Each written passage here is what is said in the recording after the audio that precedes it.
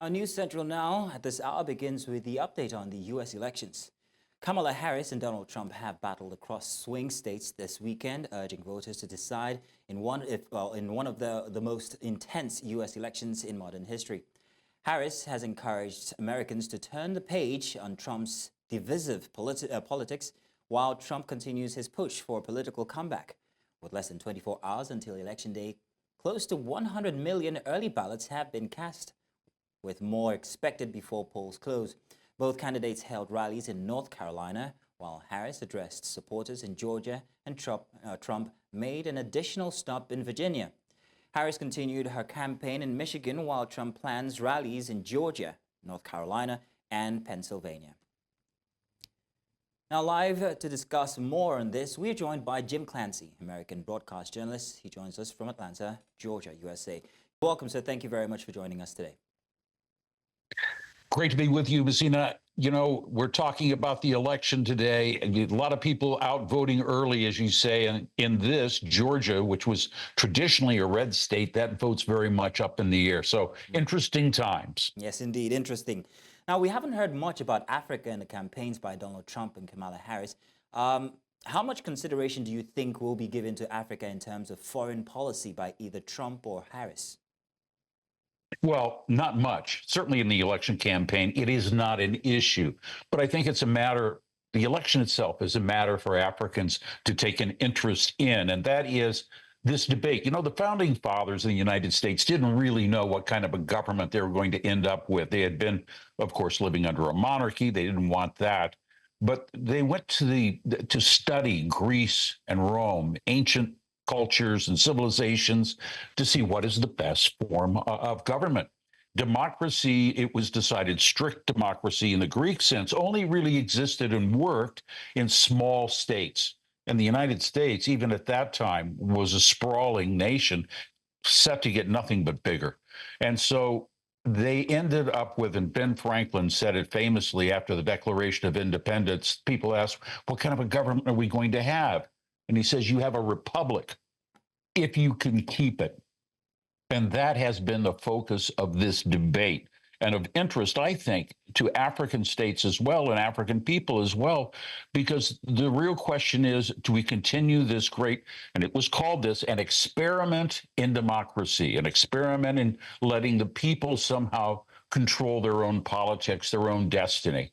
And it hasn't worked always. It's been a messy process for sure, but it's just thought to be better than anything else that people have been able to come up with. Now, this year, that's pretty much what people are deciding in this election. If they go with Mr. Trump, they may end up with something much more authoritarian than has been the case in the past. And this great experiment is going to be sidelined. Billions of dollars have been spent. People have been divided, like some say, never before in the history of this country. And they're going to have to decide whether they want to go in the direction that Mr. Trump wants to take things or in the direction that Kamala Harris does.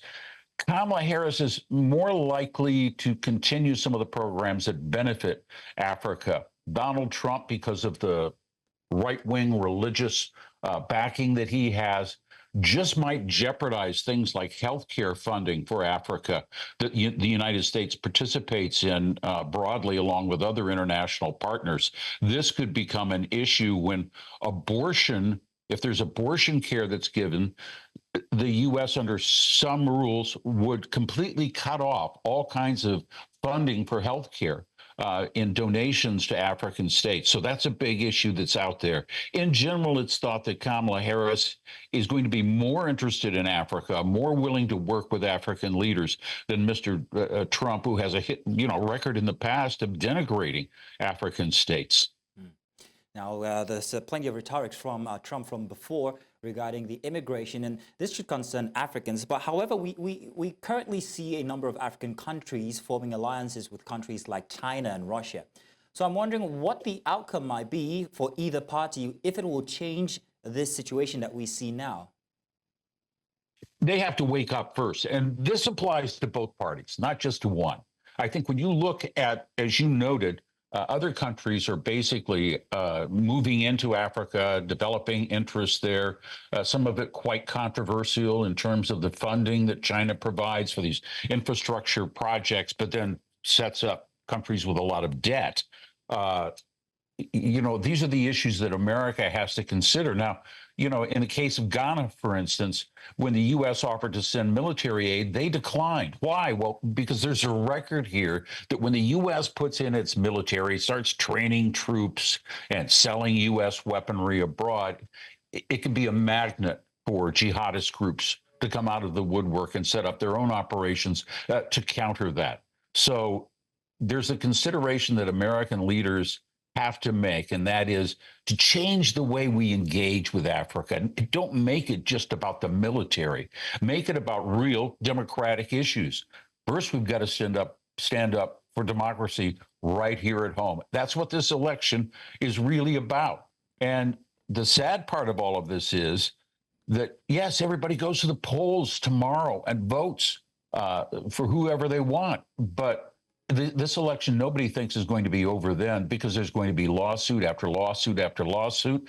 Former President Trump, has stated quite clearly that he thinks that the Democrats are already cheating in these votes. And there have been some court cases already brought because of that. But this could end up being tied up for literally months. And no Americans are looking forward to that. Believe me, people have had enough politics. All right, Jim. So let's talk about the final hours now. We're now at the final hours for the elections here as we're counting down. There are still some undecided voters. What do you think might sway them in either direction, whether to Trump or to Harris? Well, a lot of people that were for Trump, some of them are saying his rhetoric in recent days has basically turned them off, and so they're still undecided. They don't want to go into the voting booth and pull a lever or enter a name that they're not certain of. I don't know if those undecided voters, and we're talking a small number of people. I don't know that they're going to change their votes at the last minute or just vote the way that they always have. That's probably the more likely thing, or they don't vote at all, because they're not motivated to do that. Kamala Harris's campaign really woke up when Joe Biden was sidelined. He sidelined himself and backed her. She got some energy out of that. Now, it's hard to tell how things are going to go. But as you noted, 100 million Americans have already voted. I'm one of them. And when voting is easy, more people turn out and vote. So we're expecting some pretty heavy numbers as people come out here. What will sway the undecided voter? At this point, nobody knows. I don't think even the undecided voters know. Jim, now let's talk about international relationships with America and other countries. And also, let's talk about policies. Now, if either party wins, how is this going to affect relationships between America and the many countries that have interests in America, perhaps looking forward to it or already are in relationships? Well, I think it's going to be much easier for people if they were to deal with the Harris administration. It's going to be a much more traditional approach of give and take, trying to involve various countries and partners in projects, in a thoughtful plan, a progression plan. Donald Trump is dedicated to the idea of America first, and he's going to be making demands of people. He's much more of a transactional politician, if you will. Now, this is important for countries like Ukraine. What's going to happen to Ukraine aid? It's important somewhat for Africa, but perhaps not to that extent. I think it's important for Latin American countries. Donald Trump is talking about forcefully expelling 1 million people a year who came to this country illegally, who came to this country, maybe sought asylum but never followed up with court cases, people who have been allowed to enter the country but haven't successfully argued that they deserve asylum from the political situations in their own home countries. And this could, to some extent, affect Africans, because we see at our southern border, it's not just Latin Americans that are coming across, but people from other countries, from China, from Africa, from the different continents around the world, make their way on that southern route into the United States. present themselves, declare themselves wanting asylum, and try to establish citizenship that way. It's a long, long, difficult process, but that's going to be one of the main areas where we're going to see some change, and we're going to potentially, if Mr. Trump is elected, certainly, we're going to see some conflicts. We're worried about the conflicts. We're worried. American voters have a lot of anxiety after the events of January 6th when the Capitol was attacked by Mr. Trump's supporters. Those cases haven't all been resolved, certainly not in Mr. Trump's case. And he is running in this election with, I think, hopes to pardon himself for any crimes that he may be convicted of. So we've got a lot on our minds right now. And it's still an uncertain period because, as I said, a lot of these critical points in the election may end up in court.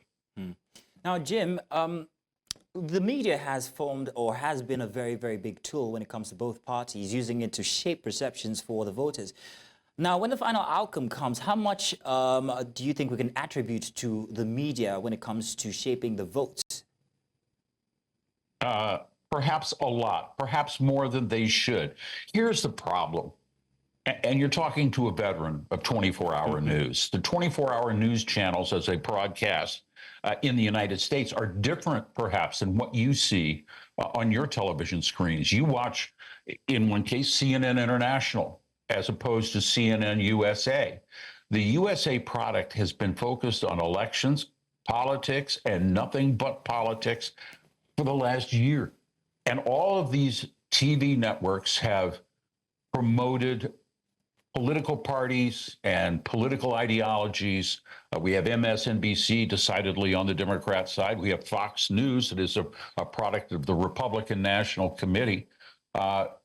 They have served to divide the American people. We don't have a democratic process that allows for this debate, compromise between the two sides. It's become an all or nothing situation that has so divided Americans. And who benefits from the $16 billion that is spent by both political parties as they push their candidates forward? It's the media companies. It's television. They get people riled up, and then they are collecting the money for the campaign advertising that is, believe me, inundating us on our TV screens. We try to watch a football game, and every 3 minutes we are pounded with political messages criticizing another candidate, their opponents, and it's just not productive. We've lost the ability, it would seem, to reason, to work together, to solve common problems. We have the issues that seem to be cultivated by the media, all of these controversies. So it's really gotten to the point where the amount of money in our politics that is going directly back to these media companies is also being fed by the media into the public to divide us. And it's not good. It needs to be addressed. Now, Jim, you spoke of yourself as a, 40-year veteran of 24-hour news, and I'm wondering where you stand when it comes to this economics of elections, with the media organizations making all of that money that you spoke about, and seeing them have hardline, selections for candidates, one talking for, some of them talking against, very blatantly, actually, which sometimes makes us wonder here in Africa about what the ethics of broadcasting or news broadcasting is in the U.S. Where do you stand on that?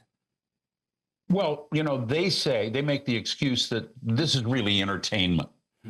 People just want to hear their own political views espoused. And so that's what our anchors do. But it's not news.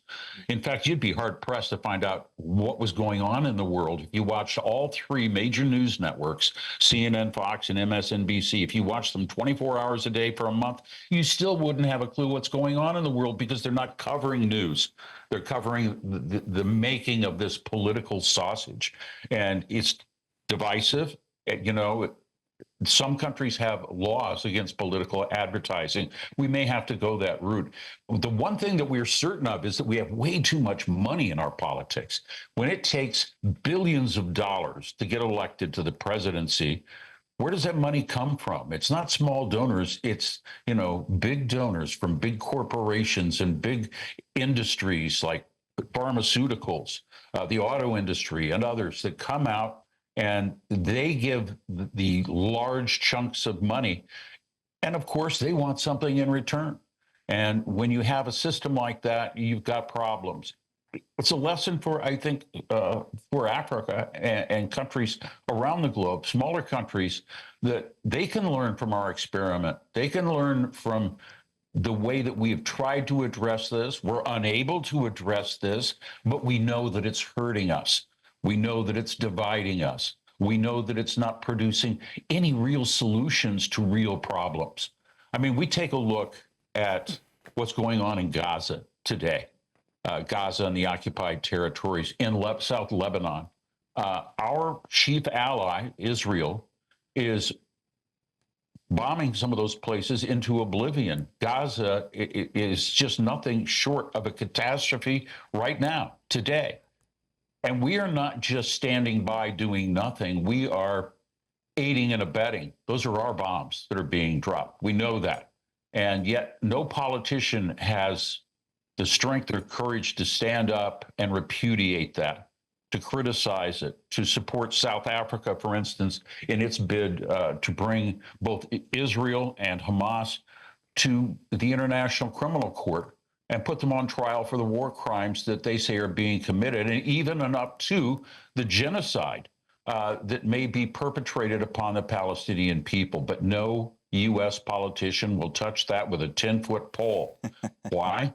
Well, because the Israeli lobby is so strong in this country. And not only that, if one party, one politician stands up and says that, they are immediately circled and attacked by the other politicians within the same party or in the opposing party.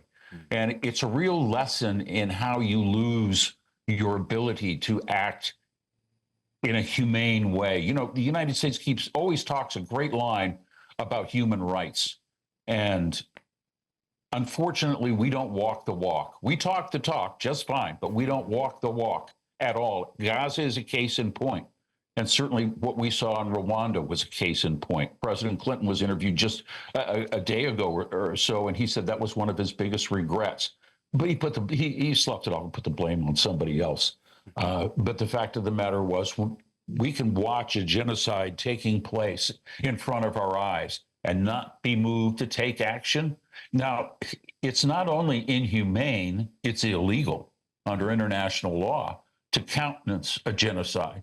So we have some serious questions to answer here in the United States, and that should be an example for others. Well, Jim, I want to say thank you very much. It's been an honor speaking with you on the news here today. Jim Clancy is an American broadcast journalist, and he's joined us from Atlanta, Georgia, the USA, as we talk about the last hours, final hours, just before the elections for America. Thank you once again, sir. Now, do stay tuned. We're going to break now, but when we come back, we're going to be going to Washington, where we have our correspondent, Afua Hagan, who'll be talking to us more on the elections. Stay tuned. You're welcome back. Let's now cross over to Washington, D.C., where News Central correspondent Afua Hagan is on the ground with the latest. Afua, good afternoon. Well, it's afternoon here. Afua, I would like you to tell us what the latest is from the last day of campaigning there. Yes, it is absolutely the last day of campaigning. You are right about that. And it's a very, very busy one for both Kamala Harris and Donald Trump. They will be crisscrossing those swing states, those vital 7 states that can take them on the path to victory. So Kamala Harris has released details of what she will be doing today. She will be at a rally in Allentown. That's a majority Latino city with about 34,000 Puerto Ricans within it. And she will be there joined by rapper Fat Joe, a very prominent member of the Puerto Rican community. Following Allentown, she will be in Reading. She'll make a stop at the Puerto Rican restaurant. She'll then be joined by her husband, Doug Emhoff, as she heads to Pittsburgh. And then she'll be finishing off in Pennsylvania, the place that's called the seat of democracy in the United States. There'll be a huge concert there. Fat Joe, like I said, will be in attendance with DJ Cassidy, Just Blaze, Lady Gaga, The Roots, and Oprah Winfrey. And as for Trump, less details we have about him this morning. He hasn't been so abundantly clear about what he will be up to, but we do know that he will be in North Carolina, Pennsylvania, and Michigan today. Okay, then let's talk about the candidates' closing messages for voters. It's just a day ahead, so I'm wondering what exactly they have for especially the undecided voters. Yeah, I mean, the campaign rhetoric from both sides has been very, very different over the past 48 hours and, of course, into this morning. On the side of the Democrats, what you have seen is in the past day, Kamala Harris has stopped mentioning Donald Trump by name. She seems to have gone back to trying to push that joyful message, that message of hope. Yesterday night at a rally, she was saying, can you feel the momentum? And reiterating that we will win. And that message that she always says, when we vote, we win. Donald Trump, on the other hand, along with the Republicans, has been promoting a darker rhetoric, has been underlining or underscoring, I should say, and laying the way for what could happen if he decides that the vote hasn't gone his way. He also was accused of attacking or lashing out at reporters yesterday and saying he wouldn't mind if some of them were shot, if someone was trying to shoot him, implying if someone shot through them, he wouldn't mind that. So two kind of different messages we have in these closing statements. Kamala Harris, like I said, choosing joy, and Donald Trump choosing a rather darker rhetoric in this last 24 hours. Now, you just said that Harris has stopped the Trump bashing and now has started with a more message of hope. Do you think that that had an influence, or that will have an influence in the voters in any way, all that time while she went on that spree of Trump bashing? Well, this is the thing, you know, undecided voters in these last 24 hours, are they undecided at this point? Is there anything that either candidate can do to sway the election? I think at this point, Kamala Harris probably going with her original message, choosing hope and choosing joy, is probably a good idea, because there is a lot of people that are saying they are kind of fed up of the polarization on both sides, from both the Democrats and the Republicans.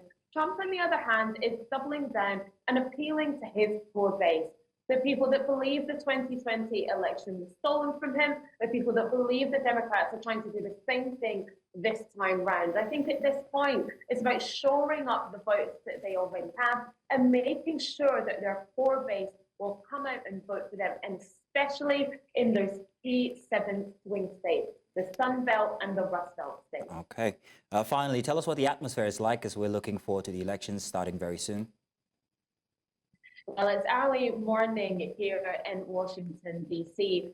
In front of me is the White House and the National Mall, and an area that is usually very accessible has been barricaded somewhat. There's lots of barriers that have gone up. There's lots of people putting up barriers around me, and have been this morning as we've been setting up. Now, there's lots of the world media around us as we stand in this spot, but an area that is usually very accessible isn't so much. And there is some fears on the ground here in DC, the seat of government, so to speak, that there could be some trouble now. That could be potentially as election day occurs, or as we are finding out the votes Tuesday into Wednesday. Like we say, if it doesn't go one way or the other, if Trump decides that he isn't going to concede, then people are worried that could be an issue. Remember, where we are right now in the seat of government was where the riots were on January the 6th, 2021, that insurrection. And there are fears that something similar could happen, especially if Donald Trump decides that he isn't going to concede the result if it doesn't go his way. So there is a sense of nervousness here on the ground in Washington, D.C. Interesting times in America. Thank you very much, Afua Hagan, for bringing us the details every single time when it comes to the U.S. elections. And we're looking forward to interacting with you more as the process continues. Thank you, Afua.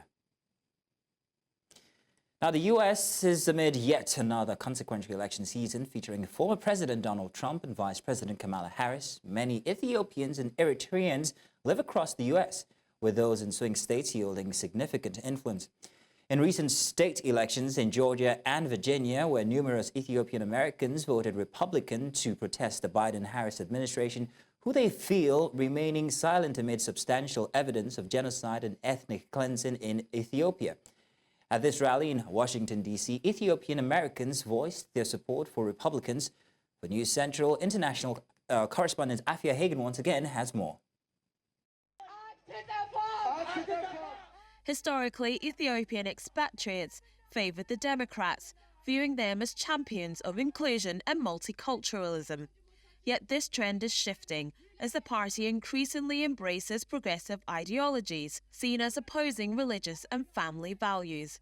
Given that most Ethiopians, both Christians and Muslims, are religious conservatives, these stances have become untenable, prompting May to explore other political options. Donald Trump, we want change! We want change! As an African, we really value our family, our kids, and how they're raised. And right now, with the school system and the way they're pushing the LGBTQ initiative down our throats, where we cannot even really, to be honest with you, opt out. I'm voting Republican because the Democrats obviously have not honored the promise to the people. They have neglected the suffering of so many millions of people and not heard our voices over years and years of advocating and bringing forth the evidence of the U.S. government's corrupt policies and draconian policies against African nations. As an Ethiopian American, from the geopolitical perspective, I think that the current Biden-Harris administration has been very neglectful toward the genocide that's been happening in Ethiopia, for instance. It happened under their watch. If I'm not elected to Congress, I will still make sure that Republican Congress candidate Jerry Torres has promised the American Ethiopian community that he is the best choice for them. The United States gave, just as one example, $728 million to the Ethiopian government. They used the money to build a palace for the president, and then they bought 56 drones and was killing the Amhara people. And that money was not designated for that purpose. It was for humanitarian purposes. The Democrats have just given money to countries, and the dictators are using it for whatever they want to use it for. I mean, imagine this, even Iran, right? We give Iran money, they send drones our way or to Israel or other countries. And believe me, nobody wants a war. I want all wars, all killing to end. And I think that's what we can bring to the African continent, is the end of the little attempts at genocides, whether it's Central Africa, East Africa, West Africa, and support the democratic governments under there, because they're surrounded sometimes by dictatorships, and we don't even listen to what they said. Whoever they vote for, it's crucial that the diaspora make their voices heard in this election. In Washington, D.C., I'm Afua Hagan for News Central.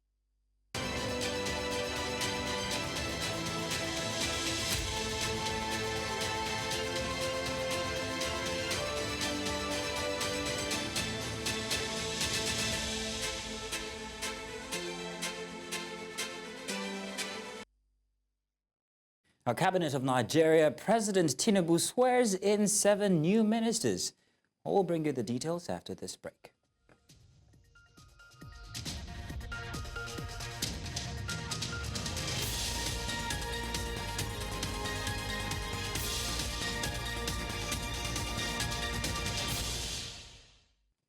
Welcome back.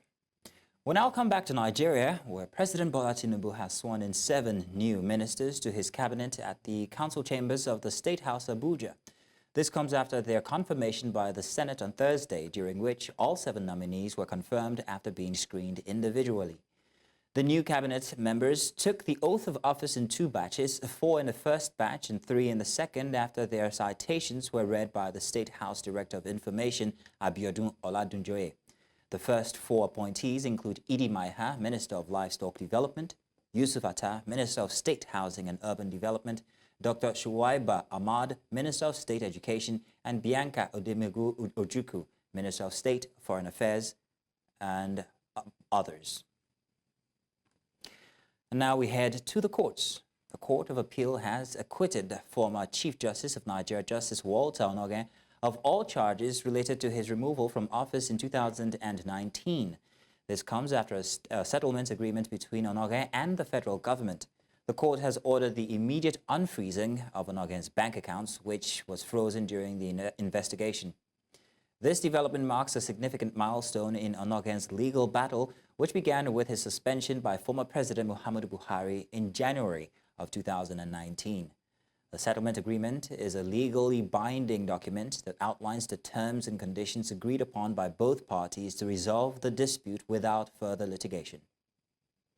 And now to discuss this, we're joined by Justice Ojiana, a lawyer and public affairs analyst. Justice, good to have you again this afternoon. Now, Justice, hoping you can... Pleasure. Good.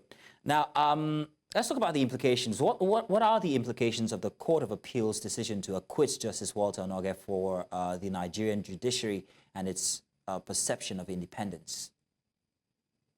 Well, I think it is something that ought to have been done since, in fact, it's something that ought not to have happened at all, because it's anathema. It is unheard of in any part of the world, really, except in countries that have been condemned to be dictatorships, unrepentant, irritating dictatorships. Because what happened during that period is so terrible, earthquake-ish, unheard of in the history of this country. And it is my prayer that it never ever happens. And I feel that it is a redemption act, especially by the present administration to practically not let it run its full course, because if it had run its full course, it would have really smacked badly and negatively in the mouth and in the nostrils of everybody that is an advocate for the rule of law. So it has long been in the offing. I'm very happy that the present Attorney General is practically now stacking up a good streak of activities that are going to make his name indelible in the right side of history in Nigeria. Because yesterday or the day before yesterday, I heard that he called for the files of the minors who were practically paraded and unashamedly by the Nigerian state before the whole world, and accusing them of treason against the Nigerian state. And now he has also entered into another agreement to ensure that at least this matter is settled out of court. So I'm very happy that happened. It is better late than never. At least the former Chief Justice of Nigeria now stands vindicated, and it's very clear that at the time it was the machinery and the awesome powers of states that was used to unjustly and unlawfully and unconstitutionally remove him from power. Justice, let the record show that for the first time, or for once, you're actually pleased with the presidency. But so no, we have to be unbiased. Yes, critics. True. We do not always have to take them to the cleaners, especially when they do the correct things. We should also commend them. Yeah, let's note your disgust for the incidents and happiness right now. But how does the settlement agreement between Justice Onnoghen and the federal government, how's it going to shape future resolutions in similar cases in the future? For me, I feel that I'm very happy that this Attorney General actually took this step, and I'm also praying that any other matter that is in this category should also be dealt with in this manner. The Nigerian state should not fastidiously hold on to their own end of how they perceive things. They should come down to real earth. They should come down to green earth and be realistic in the way they actually approach matters. They should not consider the average Nigerian as an imbecile or as a dunce who doesn't have any IQ at all to process any unlawful or unjust thing that they are doing. They should always remember that power is transient. Whichever lawyer that they used at the time, of course, it is. I saw that no lawyer endorsed its name on the practical ex parte application that was used to remove a Chief Justice of Nigeria. But the Daladi Umar, who allowed himself to be used, the chairman of the CCT, where is he now? Where is he in the annals of our history? Or when we are talking about the people who did well by the rule of law in this country, he is a textbook case for a disgrace to all lawyers, to everybody that had ever sat on the bench in whatever capacity, because he disgraced the rule of law. It was used by the powers that be at the time. And where is he now? Where is he now? Well, Justice, let's bring in the former President Muhammadu Buhari, because he played a role in the suspension of Justice Onoge. Now, what are the implications of his role in this case now? Well, just like I will always say, when it comes to our presidents, when they are in office, they enjoy Section 308 immunity. And it's unfortunate that whenever they are also out of office, there is a presumption that they continue to enjoy Section 308 immunity, because nobody practically touches them for anything unlawful that they did while in office. Unlike in the United States of America, for example, the date Donald Trump dropped his toga of power, the judiciary, the Justice Department went after him. They went after him with almost 100 criminal charges, at least. About 34 now he has been convicted, about 34 at least, with the DA in New York, have been bragged. Now, why are we letting persons who have enjoyed offices and who did things, why are we considering them sacred cows that should never ever be touched, even when they actually did things that were totally unconstitutional? The executive arm of government and the judicial arm of government, at least in theory, they are not bigger than each other. So how will practically one arm of government practically emasculate another arm of government, to the point where till this day, I don't even think that the judiciary has fully recovered from the round of Gestapo intimidation that happened to the judiciary at that particular time in our history. Well, Justice Ojono, I want to say thank you very much for joining us and giving us your 2 pence or 2 kobo on the instance. And Justice, please keep the smile. Moving on now and staying with the court matters, a federal high court in Abuja on Monday has ordered Godwin Omobayo, the embattled deputy governor of Edo, to appear in person before it on November 26th over his alleged disobedience to court judgment. Justice James Omotosho, in a ruling held at the order, was to give Omobayo, the alleged contender, a fair hearing and the opportunity to defend himself in line with Section 36 of the 1999 Constitution as amended. According to the media reports, Philip Shaibu, the deputy governor of Edo, who was reinstated, filed a contempt charge against Omobayo, requesting that he be imprisoned for allegedly refusing to resign from his position following a valid court ruling. And hundreds of Nigerians have stormed the headquarters of the Nigerian National Petroleum Limited in Abuja, demanding the resignation of the group managing director, Malik Kyari. The group, while calling for an end to the importation of adulterated fuel, also demanded the immediate investigation into the sum of $4 billion spent on the repairs of the Port Harcourt, Warri, and Kaduna refineries. What happened to all the mineral resources at our beck and our call? We demand today, we are not asking for too much. When a leader has failed, in the Western world, he steps down willingly. It's only in Nigeria that in failure, you want to remain in power.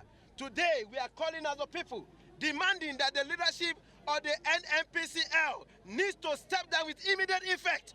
Otherwise, Nigeria will be brought to a state of halt. Nigeria will be brought to a state of a standstill. And I believe, Mr. President, good intention, which is renewed hope agenda, will not be changed to a renewed hope or a renewed hardship. And now we head to Abia State, where the newly elected chairman of the People's Democratic Party, Ama Abraham, says his first mission will be to reconcile aggrieved members of the party. Speaking shortly after his emergence at the Congress, which held on Sunday in Umuahia, he assured of effecting necessary corrections on the things that caused their members to leave the party.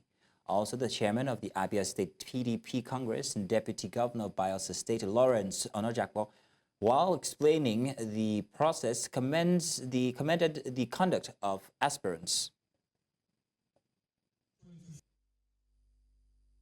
I want to thank everybody, especially the delegates and all the contestants. They demonstrated the spirit of sportsmanship.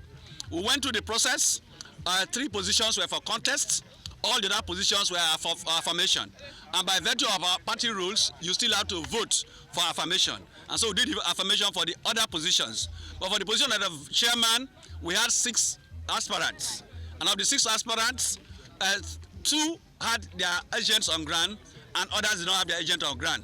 But at the end of the day, Amma Abraham scored a total of 1,264 votes. And by virtue of that, the next runner-up, the closest to him, was Oluku, who scored 395 votes. And so by virtue of the powers conferred on me, and he having scored the majority votes, is hereby declared the chairman of the party. For me, this is a new dawn. This is a new dawn for our party. I am also grateful. I appreciate all the contestants who took part in this process. And I am committed to pursue The 5 Nigerian boys who were rescued from the den of traffickers in Ghana have arrived in Nigeria and paid a visit to News Central Studios. You'll recall that 2 teenage boys, Daniel and Zil, who had been lured to Ghana in the guise of job opportunities, had ended up with traffickers who had deployed them to work in internet fraud activities, had sent out an SOS that got to News Central. Acting on the information from their family and following in-depth investigation, News Central had teamed up with the Ghanaian Police Service to successfully rescue them and 3 other Nigerian teenagers and a Ghanaian on Monday, 28th of October. The police also arrested 2 suspects who are helping with further investigations. It's a thing of joy for us to be able to say that News Central championed what we believe will be a good cause. And that good cause is when we heard the story of some young people that we thought were kidnapped, but it turned out that they were lured from Nigeria into going to Accra in Ghana. So we followed the story. We got our investigative reporter to follow the story, and we covered, and we then got the engagement and the support of the Ghana police to try and rescue the boys. Fortunately, as you would have seen earlier today, the boys have been rescued. We went out to look for 2 boys that were said to have been taken from Ikota, trafficked to Accra in Ghana. But it turned out that there were actually 5 of them, all Nigerians, that have been trafficked from Nigeria to Ghana, and they were in the same household where they were being used for criminal activities. Probably my biggest lesson I learned from this incident that happened to our children is that whenever they are going out, the children should let the parents know where they are going. Not that children should just go out on their own without parents knowing where they are going. I'm advising them, children, not that we are mothers, we are not trying. We are trying our best. They should obey their parents, they should obey God mostly, so that at last it will be well with them. Children have to be contented with what they have. Don't always think that you are smarter than your parents, because your parents have seen a lot. No matter the offer, if it looks too good to be true, then it cannot be true, right? Because if somebody tells you you're going to do this and you look like this cannot be real, somebody is offering you ₦1 million and you know that your salary is 100,000 naira, you know that that person is going to do something that is unusual. And that's all the news this hour. But before we go, let's take another look at some of the major stories we brought your way. President Tinubu has sworn in new ministers today.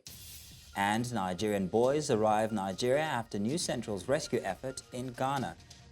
Lightning strike kills 14 at Ugandan refugee camp.